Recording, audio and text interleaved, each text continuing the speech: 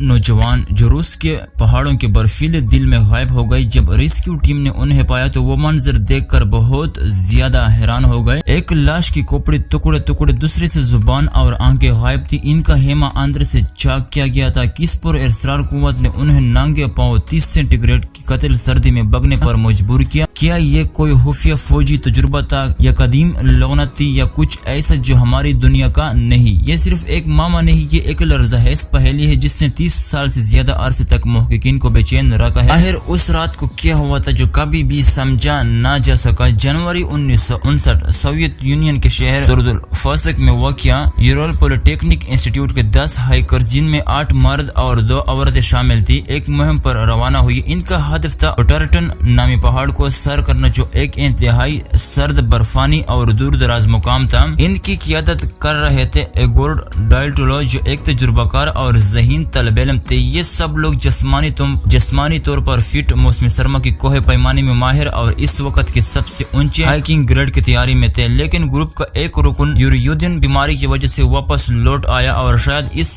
اسی نے اس کی جان بچا لی۔ 1 فروری 1959 کو گروپ نے ولاد سائیکل نامی پہاڑ کے ڈولوان پر قیام کیا، ایک ایسی جگہ جس کا مقامی قبیلے میں مطلب تھا موت کا پہاڑ۔ انہوں نے اپنا ہیمہ درختوں کے محفوظ علاقے کے بجائے کلیہ ڈلوان پر لگایا، شاید اگلی صبح کی روانگی کو آسان بنانے کے لیے۔ یہ ان کی آخری اطلاع تھی۔ جب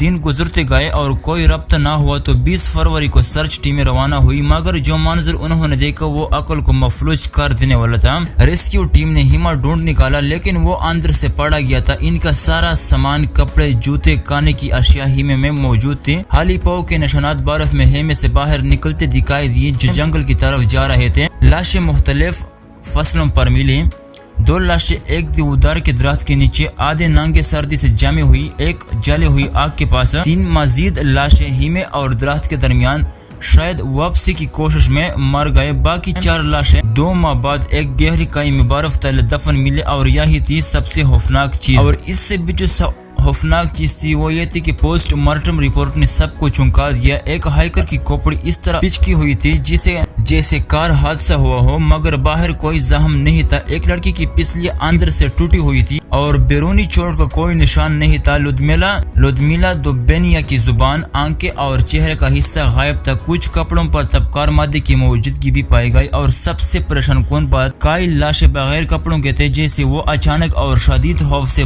بھاگے ہو۔ نہ وہاں کسی جانور کے نشان تھے نہ کسی اور انسان کے۔ تو آخر یہ سب کیسے ہوا؟ سوویت حکومت نے ابتدائی طور پر بیان دیا کہ ایک غیر معمولی قدرتی قوت اس کی وجہ بنی، لیکن اس مہم بیان نے صرف شک کو ہوا دی۔ 2019 میں کیس کو دوبارہ کھولا گیا، لیکن آج بھی کوئی ٹھوس اور متفقہ جواب نہیں مل سکا۔ یہ ایک ایسا راز ہے جو آج تک برف میں دفن ہے۔ آج بھی ڈائلٹولو پاس واقع دنیا کے سب سے پراسرار اور خوفناک ایکسپلینڈ کیسز میں شمار ہوتے ہیں۔ 9 نوجوان جو برفانی رات میں ہیمے سے ننگے پاؤں بھاگ نکلے، مگر ان کے سامنے کیا تھا جو سردی سے مرنے سے زیادہ خوفناک تھا؟